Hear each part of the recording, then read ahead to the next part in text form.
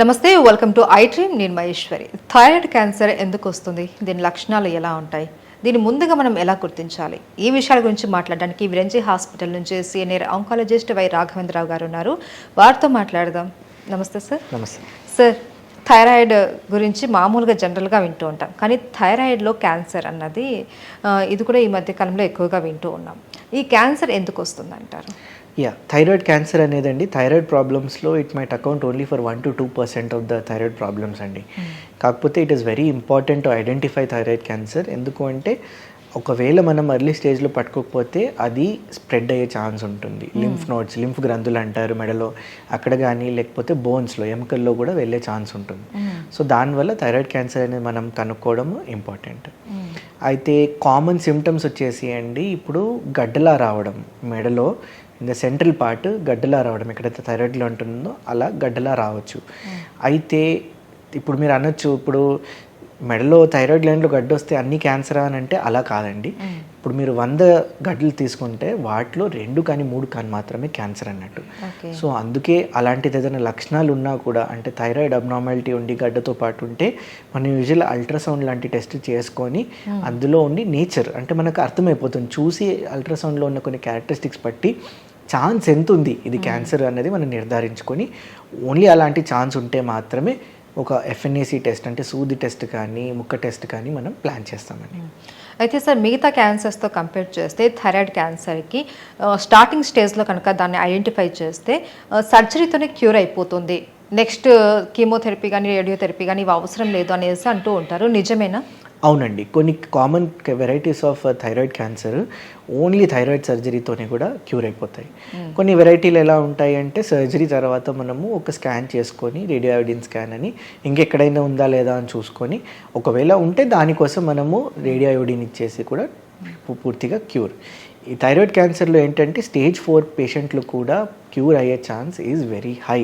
It is a good news. Sir, బేసిక్గా thyroid అంటే మనకు గొంతు దగ్గర అన్నది ఎక్కువ మందికి తెలుసు. ఇలా కాకుండా ఇతర భాగాలలో కూడా ఈ థైరాయిడ్ క్యాన్సర్ వస్తుందా? థైరాయిడ్ క్యాన్సర్ థైరాయిడ్లో మొదలయ్యి అక్కడ నుంచి బయటికి వెళ్ళే ఛాన్స్ ఉంటుందండి.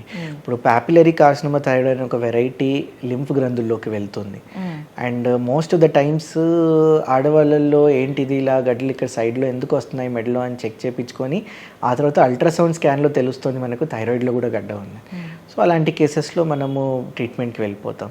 అలానే ఫాలిక్యులర్ క్యాన్సర్ కొన్ని డిఫరెంట్ వెరైటీస్ అది ఎముకలలో వెళ్ళడం అనేది కూడా జరుగుతుంది అన్నట్టు. So the good news is that they are all treatable and curable.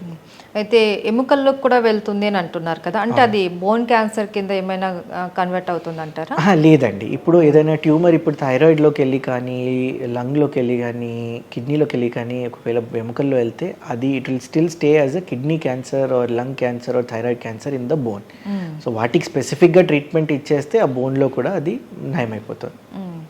So thyroid cancer అన్నది ఎక్కువగా ఎవరికి వస్తూ ఉంటుంది?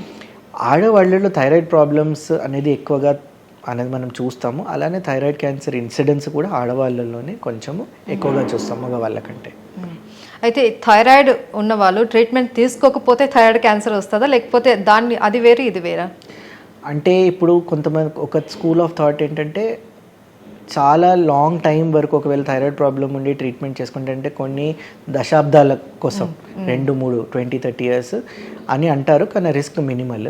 మోస్ట్ ఆఫ్ ద టైమ్స్ ఏంటంటే అండి అది డినోవో అంటే దానికంత దానికే వచ్చేస్తుంది అన్నట్టు. సో థైరాయిడ్ ప్రాబ్లం ట్రీట్ చేయకపోవడం వల్ల వచ్చే cancer risk is very less than 1%.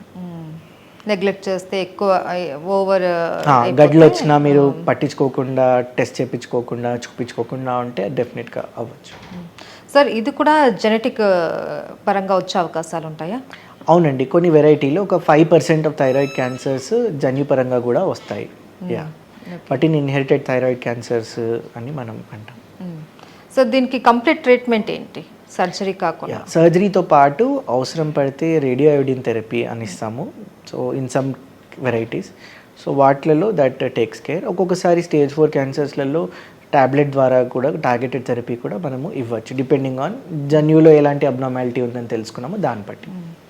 Thyroid అన్నది పెద్దవాళ్ళలో వస్తుంది. థైరాయిడ్ క్యాన్సర్ కూడా ఎక్కువగా పెద్దవాళ్ళలోనే కనపడుతుంది. చిన్న పిల్లలకు కూడా ఏమైనా వస్తుందంటారా? థైరాయిడ్ క్యాన్సర్లు ఫార్చునేట్లీ అండి చిన్నపిల్లల్లో రావు. So that is good news for okay, ఏ ఏజ్ నుంచి వచ్చే అవకాశాలు? యూజువలీ 30ల తర్వాత వచ్చే ఛాన్స్ ఉంటుంది. After the 30s, in the late 30s onwards the risk increases with age.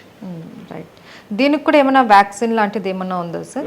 లేదండి, థైరాయిడ్ క్యాన్సర్కి ప్రస్తుతంగా అయితే వ్యాక్సిన్ ఏం డెవలప్ లేదండి. సో సర్వైకల్ క్యాన్సర్కి మాత్రమే ముందు జాగ్రత్తగా మనము వ్యాక్సిన్ తీసుకోవాల్సి ఉంటుంది. Right, thank you so much sir. Thank you.